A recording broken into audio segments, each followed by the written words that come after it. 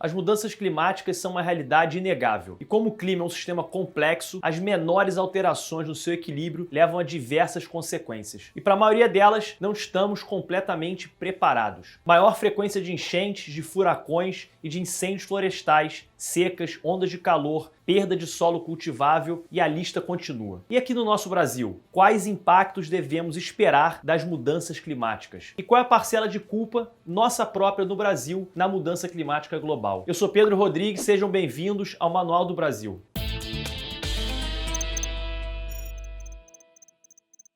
Por volta de 98% dos cientistas que estudam o clima e têm ativamente publicado suas pesquisas concordam que a alteração climática não só é real, como definitivamente é causada por atividade humana. Os outros 2% que discordam fundamentam suas opiniões em pesquisas que são, às vezes, conhecidas por terem inúmeros erros metodológicos ou por serem impossíveis de serem replicadas. Ou seja, são impossíveis de serem comprovadas. Isso demonstra o quão delicado é esse assunto, já que mesmo com um quase total consenso científico, ainda existe uma minoria barulhenta que discorda que estão muito bem organizados. E não só isso, na verdade. Se de um lado existe essa pressão, do outro existe um número tão grande ou maior de pessoas que não entendem a complexidade do problema e atribuem as mudanças climáticas à ganância, consumismo e à falta de boa vontade. Talvez justamente por ter se tornado um assunto de interesse geral, parece que opiniões precisas e objetivas são difíceis de se achar por aí.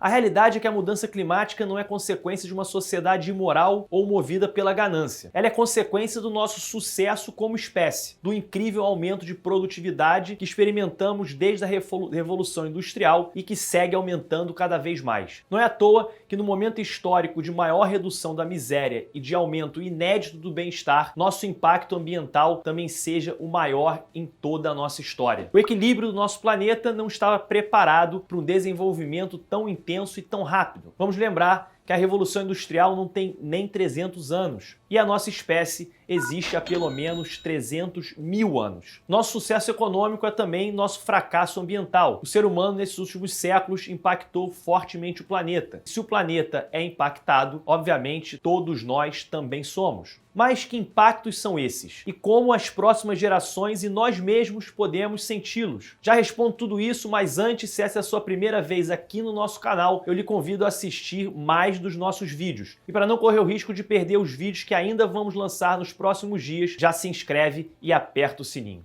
Vamos começar explicando como temos impactado o nosso clima. Sabemos bem que a principal causa da mudança climática é a alta emissão de gases do efeito estufa, mas mesmo sabendo disso, em 2019 emitimos 50% a mais de dióxido de carbono que em 2000 e quase 3 vezes mais que 50 anos atrás. Ou seja, mesmo tendo esse conhecimento, nosso impacto tem aumentado ao invés de diminuído. Além disso, também tem aumentado as emissões de outros gases do efeito estufa, como metano e óxido nitroso. Como consequência, estamos presenciando mais ondas de calor, geleiras diminuindo no Polo Norte, dentre outras coisas, e dos últimos 22 anos, 20 tiveram recorde de mais quentes anos registrados. Mas como chegamos a isso? Se está claro que estamos fazendo o pior para amenizar a mudança climática, como é possível isso tudo? Como se explica se não por falta de boa vontade ou ganância irracional? Bem, primeiro a gente deve entender que somos altamente dependentes dos combustíveis fósseis. E como você já deve saber, grande parte da nossa emissão de gases do efeito estufa vem da queima de combustíveis fósseis. Mas é um erro achar que somente os combustíveis fósseis são os poluidores. Se a gente quiser zerar as emissões mundiais de gases do efeito estufa, a atuação tem que ser muito mais ampla. Por exemplo, estamos mais produtivos e consumimos mais. Precisamos de transporte para os bens produzidos. E até agora não há combustível para transportes tão eficiente e barato quanto os combustíveis fósseis. Isso sem contar que o aumento de produtividade e consumo são puxados justamente pelo maior volume de transações e movimentação de bens, de pessoas e de máquinas. Mais prédios precisam ser construídos. Para isso, precisamos de aço e cimento, materiais que, para serem elaborados, emitem muitos gases poluentes. Com a população mundial melhorando sua qualidade de vida, mais carne vai ser consumida. E os bois são grandes emissores de gases do efeito estufa. Somente com esses exemplos você pode ver que não é um desafio nada fácil enfrentar as mudanças climáticas. climáticas. O que nos leva a outro motivo da nossa dificuldade em lutar contra as mudanças climáticas: o aumento da nossa população. De acordo com a ONU, o crescimento populacional só deverá se estabilizar por volta de 2100, e até lá devemos estar com uma população mundial de 11 bilhões de pessoas, ou seja, 40% a mais do que temos hoje e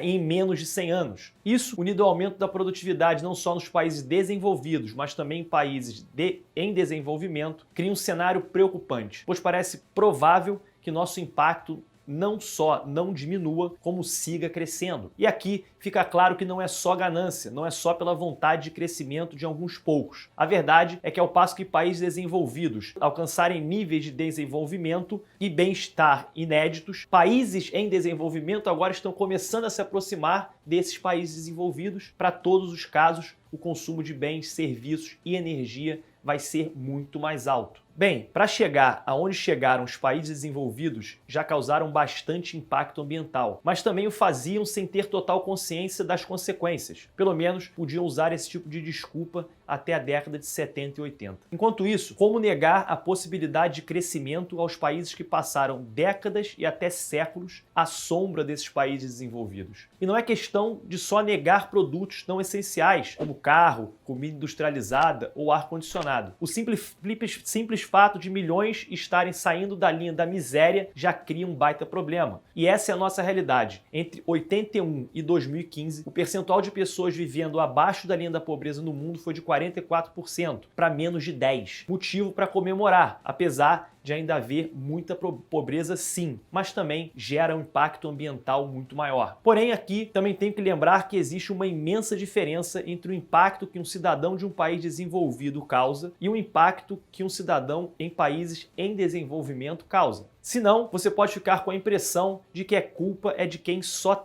está tentando sair da linha da pobreza. Vou te dar um exemplo. Um cidadão americano médio, através de suas atividades, emite diretamente ou indiretamente 50 vezes mais dióxido de carbono que um cidadão de Uganda. Mas Uganda não é realmente o problema. O problema, junto aos países desenvolvidos, são aqueles países que se desenvolveram muito rápido e já são gigantes econômicos, como é o caso da China e da Índia. Afinal, a gente está falando de um desenvolvimento econômico rápido do país com a maior população do mundo. Hoje, a China é o maior emissor de dióxido de carbono do planeta, responsável por 27% de todas as emissões mundiais. Depois da China vem os Estados Unidos e só então a União Europeia. Mas Pedro, e o Brasil? Qual é a parcela de culpa dos brasileiros quando o assunto é o meio ambiente? Apesar de a gente ter a quinta maior população do mundo e termos certo progresso nas últimas décadas, não progredimos tanto contra outros países como a China. Além disso, nossa matriz energética não é nada dependente de combustíveis fósseis. 65% da nossa energia elétrica vem de hidroelétricas e 15% de fontes solares, eólicas ou biomassa. Para completar, somos o segundo maior produtor mundial de biocombustíveis. Com tudo isso em conta, somos responsáveis por apenas 3% das emissões de dióxido de carbono do mundo, pouco se comparado com China, Estados Unidos ou União Europeia, que somados são responsáveis por mais da metade das emissões de dióxido de carbono. Mas ainda assim, ocupamos o 6º lugar na emissão de gases do efeito estufa, mesmo com todas essas vantagens. O interessante é que, diferente de muitos países, a maior parte da nossa contribuição às mudanças climáticas não vem da queima dos combustíveis fósseis, mas sim do desmatamento e da agropecuária. O desmatamento, além de diminuir o número de árvores que absorvem dióxido de carbono na atmosfera, também libera mais dióxido de carbono através da queima da madeira, enquanto a pecuária,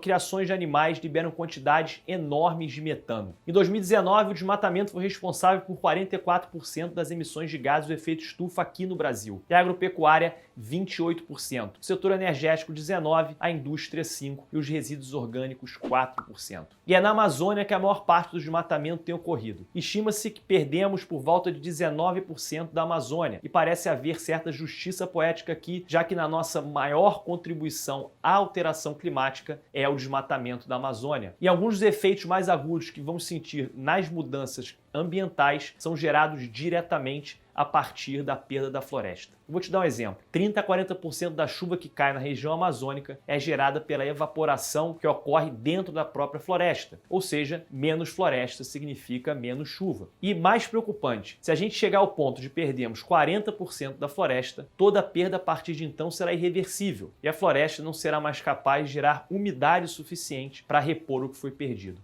E isso não afeta somente a região amazônica. Na verdade, isso afeta todos os biomas brasileiros, todo o Brasil, já que a umidade amazônica é transportada para o resto do nosso país pelos ventos. Mas não é só a perda de umidade na Amazônia o problema. Nossas chuvas também são afetadas pela umidade que vem do oceano. E os padrões das correntes oceânicas já está alterado, o que, unido à perda da floresta, significa intensas mudanças climáticas aqui no Brasil. Isso sem contar, é claro, no aumento da temperatura global por si só. Se vai haver uma perda de umidade na região amazônica, no Nordeste, no Pantanal e no Cerrado, a coisa vai ficar muito pior. Na Caatinga é possível que até o fim do século haja um aumento de 4,5 graus de temperatura e uma perda de 50% das chuvas anuais. No Pantanal, o acréscimo pode chegar a 4,5 graus também, mas com perda de 45% das chuvas. Já no Cerrado, pode haver um aumento ainda maior, de 5 graus e perda de 45% das chuvas. E cabe lembrar que uma enorme parte da atividade agrícola brasileira está concentrada no Cerrado, que aliás leva a outro ponto, as perdas da nossa agropecuária, já que o agronegócio é hoje em dia a menina dos olhos da nossa economia. Cerca de 11 milhões de hectares de terra arável podem ser perdidos até 2030 e a produção de alimentos brasileira pode perder um lucro de 14 bilhões de reais até 2070 devido às mudanças climáticas. Produtores de soja podem perder 40% do lucro até 2070, os de café 33%, de acordo com um estudo promovido pelo grupo de seguros Swiss Re. Se até 2050 a temperatura global subir em até 2,6 graus, a economia brasileira como um todo será 12% menor. Como se não bastasse, no Sudeste o clima também ficará mais seco, mas também vai haver cada vez mais enchentes e chances de alagamento, e cada vez mais intensos. Não só enchentes ficarão mais frequentes, aliás, vejam a crise hídrica que a gente está vivendo agora em 2021, ou que vivemos em 2014. Pois bem, crises como essas podem se tornar cada vez mais comuns, já que o volume de chuvas vai ser bem mais irregulares. E para completar, as chuvas irregulares e os climas mais secos vão afetar pesadamente os aquíferos e também nossa capacidade hidrelétrica, já que o volume do fluxo de água dos rios deve ser consideravelmente alterado. Isso, claro, lembrando que a matriz energética brasileira é quase 70% formada por energia hidráulica. E talvez o mais preocupante disso tudo é que o Brasil está completamente despreparado para lidar com todas essas alterações. A mesma pesquisa que eu citei agora há pouco nos coloca como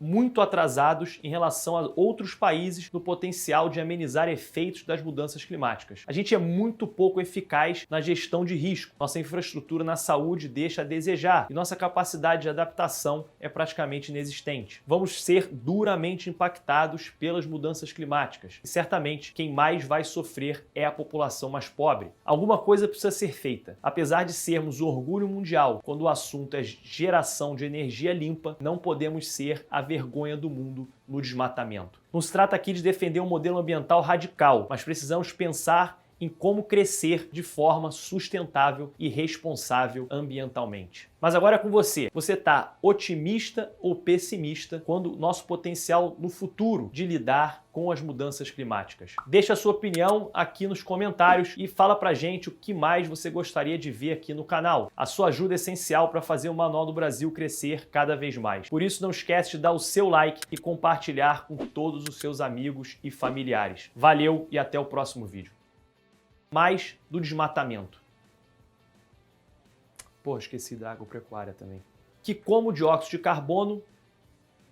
Porra, tá errado isso aí.